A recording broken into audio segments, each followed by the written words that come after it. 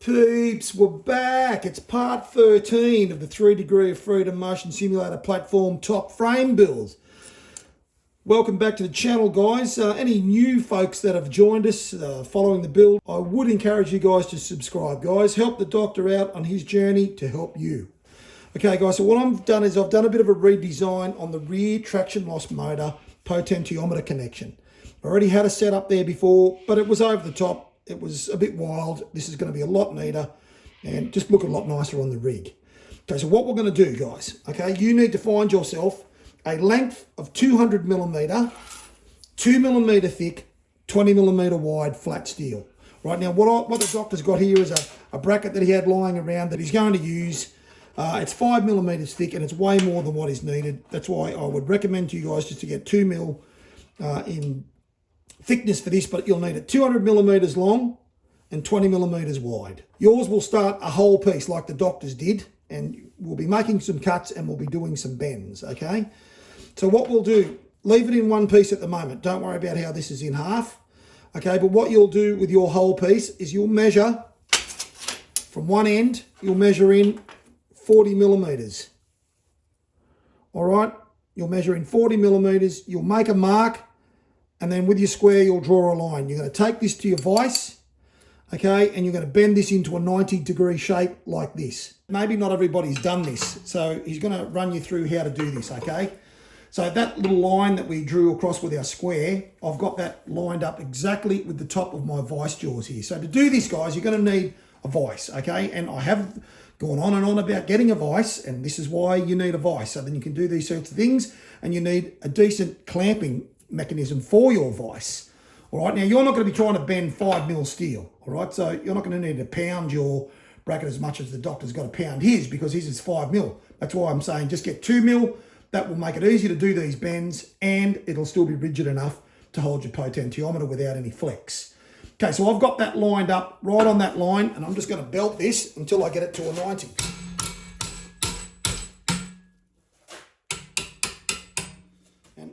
Probably do my vise jaws up a little bit tighter while I'm at it.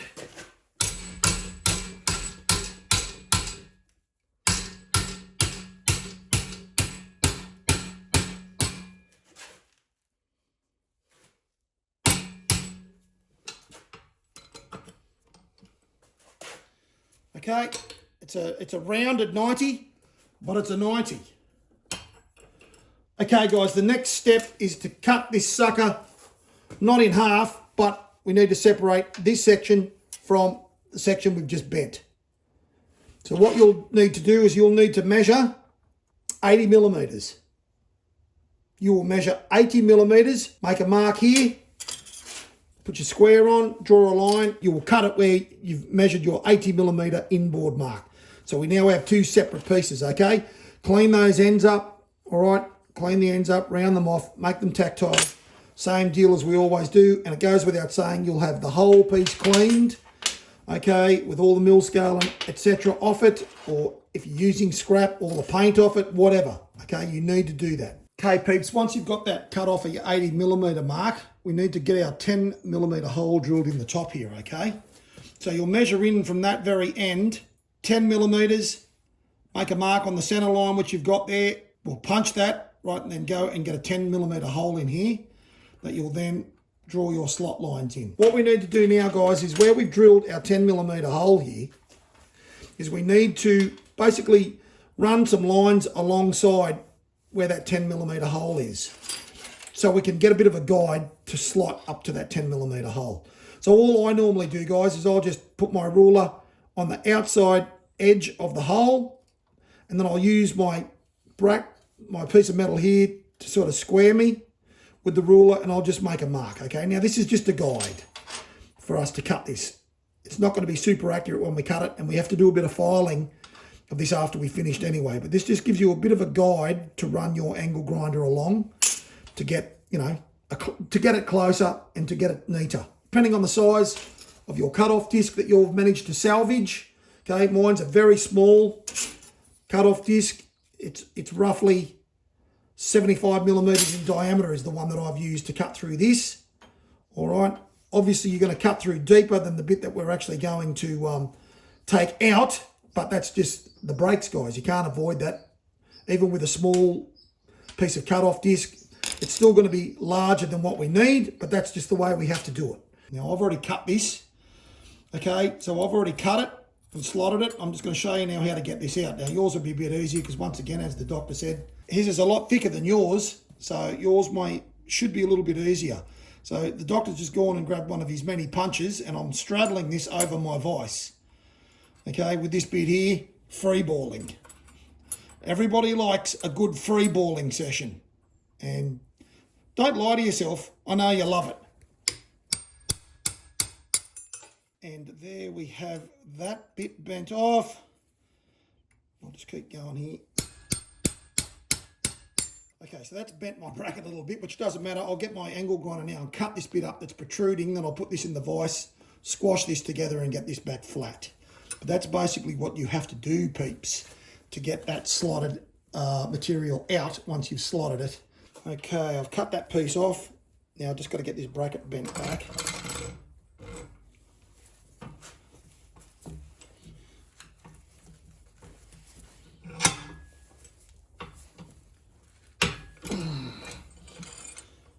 And so, guys, that's what you should be left with. So we will run our little file around all of these edges where it's going to be sharp and bitey.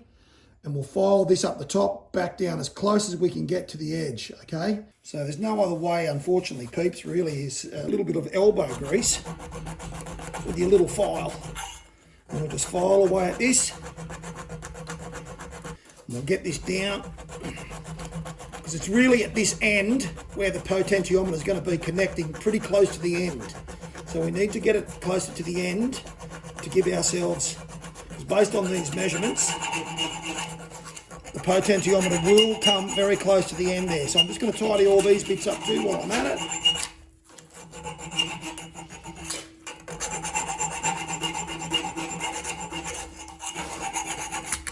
Round those edges off.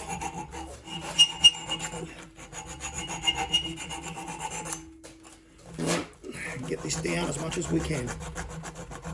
Wear a pair of gloves, so if you miscue, you don't like smash yourself into the metal and hurt yourself.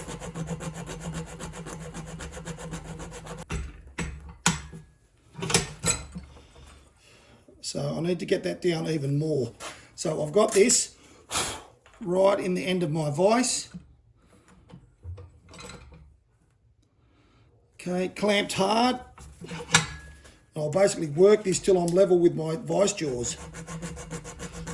So I might go away because this is going to take a little while to file this, but that's what you got to do, guys. Okay, you need as much material out of the bottom of that as you can get, so then you've only got a little bit left at the end to allow enough slotting so we can tweak that potentiometer through the bracket. Okay, peeps, we've got our two pieces now ready to weld, and we need another piece. Okay, so this is another piece of scrap the doctor has lying around, holes all over it because it was used for something else. You're going to need a piece, because what's going to happen, guys, is we need to weld this piece onto that piece like that, because we'll be drilling through this to secure our bracket onto our hardwood plate that holds our motors. So we're going to put a little T-section on here with holes each side, then we won't have any dramas securing this. It'll mean that we can really tweak it as well into position a little bit nicer.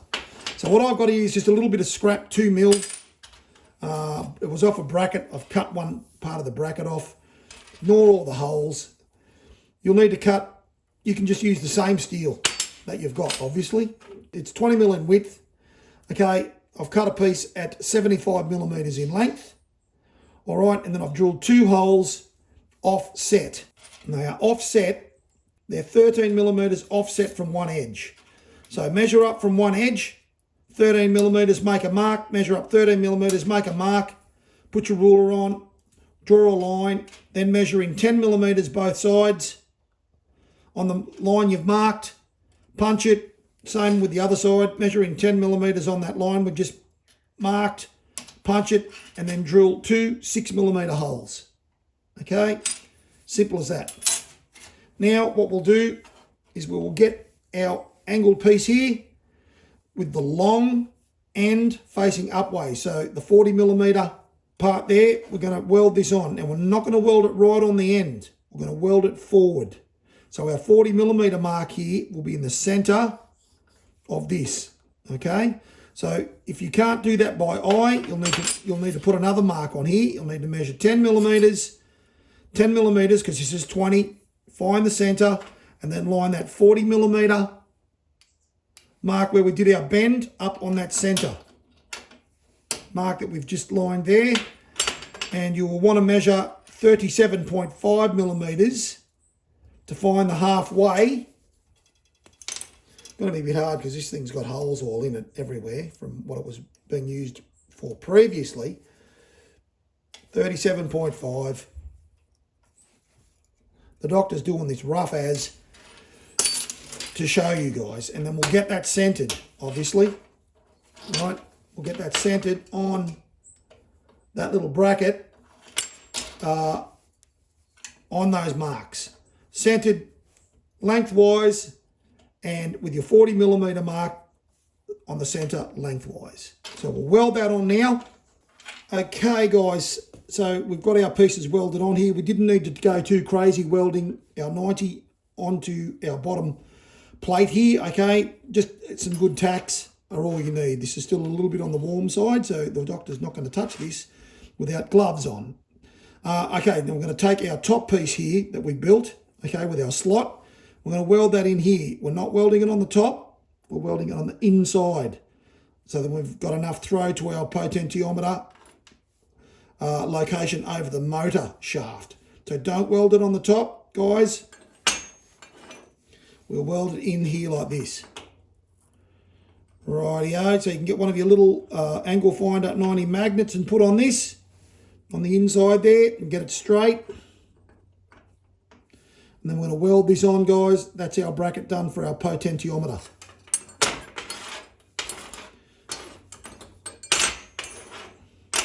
So I see no reason to not get that welded on right now. You know the doctor's going to badger on and preach on to you about this as he always does, but make sure everything's lined up and nice and square. Okay, then we'll just get some tacks in the corners here, right? Then we can take our magnet away and we can weld this.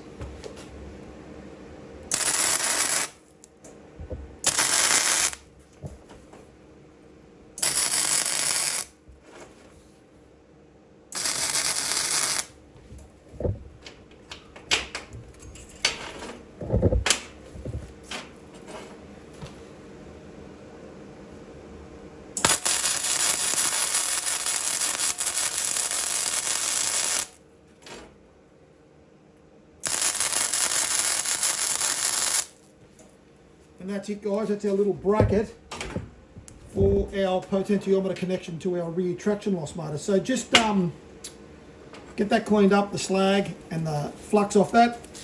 Then let's go through how we place that on our motor bracket. Okay, guys, to help you get this lined up onto your motor shaft, right? I've already got my hose. So I've got my inner tube inside my larger 3/8 9.5mm fuel hose. I've already slid my hose clamps on. They're not done up, obviously. They're just slid on, and I've inserted the hose into the potentiometer. Okay, then I can use that to basically line me up with our bolt that's in our motor shaft. Okay, let's make sure we get that pressed on all the way on.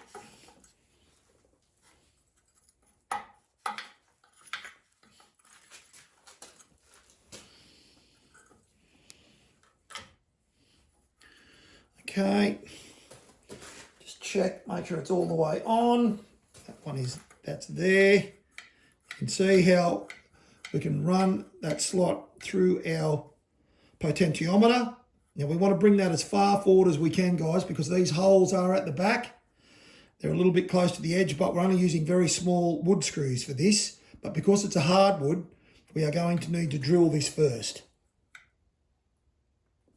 All right, so that's all we need to do is just get that lined up, make sure our hose is straight. If you do it the way that we've just done it, pretty much the bottom plate here that we're going to screw through into our timber plate, it'll pretty much go to that motor mount bolt there and sit right against it.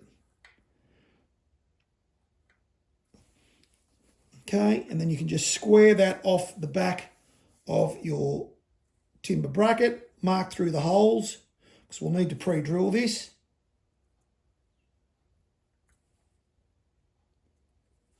All right, and then we're done. We can take that back off.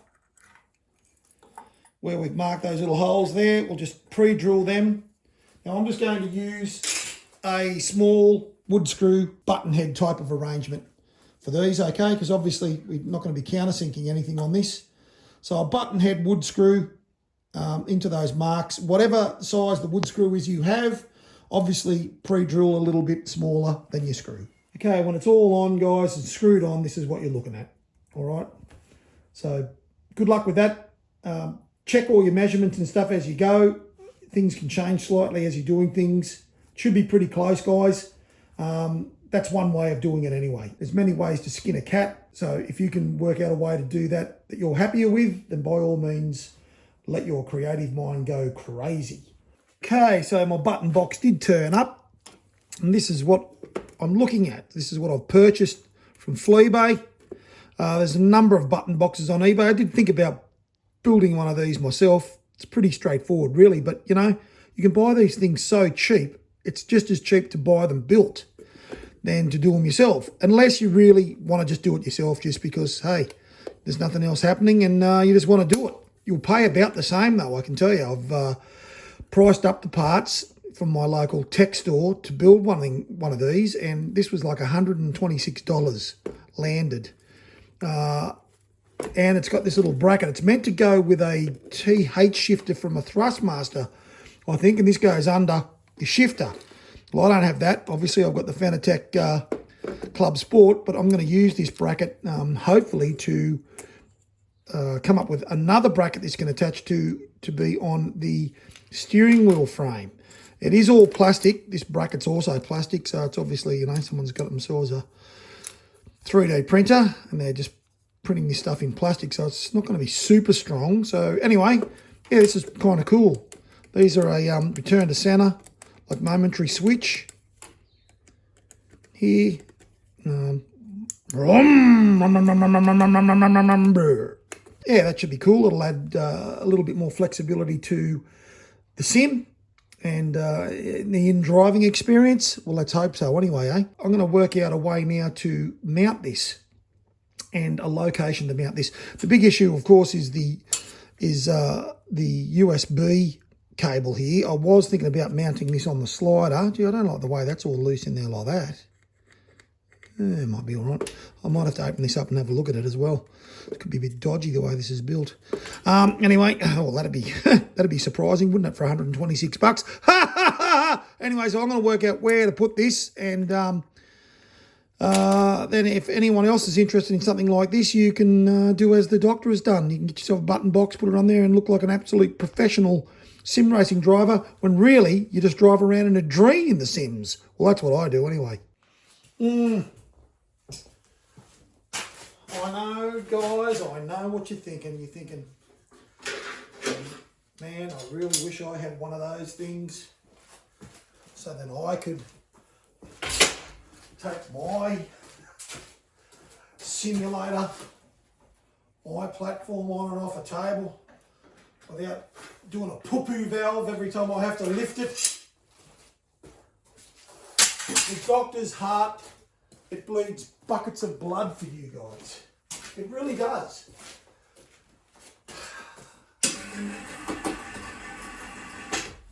But be buggered if I'm going to be lifting this up and down.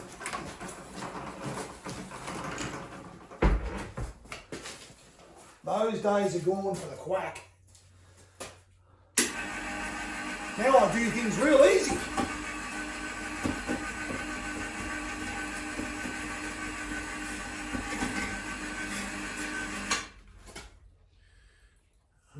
Okie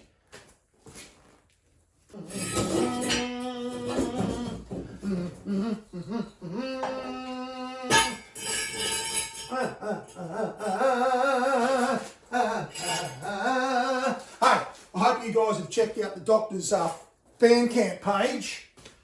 Okay, the doctor goes all right on the guitar. I wouldn't say he's the greatest, but he goes all right. So make sure you check out my Bandcamp page, guys. Show me a bit of love.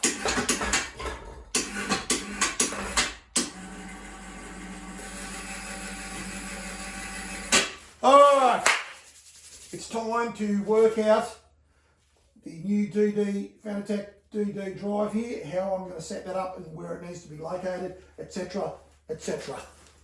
Well, I can't thank you enough, guys, for tuning in, for visiting the channel, for watching the build, for following the build, for getting involved with the build, for doing the build yourself. Give yourselves a big pat on the back. But I'm going to leave it at that for this one, guys. Next one will definitely be the peripherals. Sorry, I keep saying this, but I did forget about that rear traction loss potentiometer bracket that we needed to go through, because otherwise it would have just been another half-assed production from the ADHD man. I didn't want that to be the case. So anyway, we've got that bracket done today, and well done. That really is it for all of those fiddly bits and pieces. Now I'm going to sort out my peripherals on this, and the next video will be exactly that. The doctor dick-arsing around with peripherals. I don't think I'm saying peripherals correctly either, but anyway, YouTube grammar police, they'll pick me up for that, and I wouldn't waste their energy if I was them, because I couldn't give a rat's ass how I'm pronouncing things. But anyway, some people get real precious about that sort of stuff. I think my vocabulary in general is not too bad, but you know, I wouldn't say I'm the most educated person on the block, but I get by. That's the main thing, guys. I get by. That's all you got to do in this life, guys. You've got to get by. All you need is a roof over your head and food in your stomach. My old man said that to me as I was growing up, and he was 100% correct. That's what you need at the end of the day for you and yours. So guys, the doctor, as always, he salutes you. He thanks you for tuning in. Thanks to all who have subscribed. Much appreciated. Stay safe, stay healthy, and take it easy out there.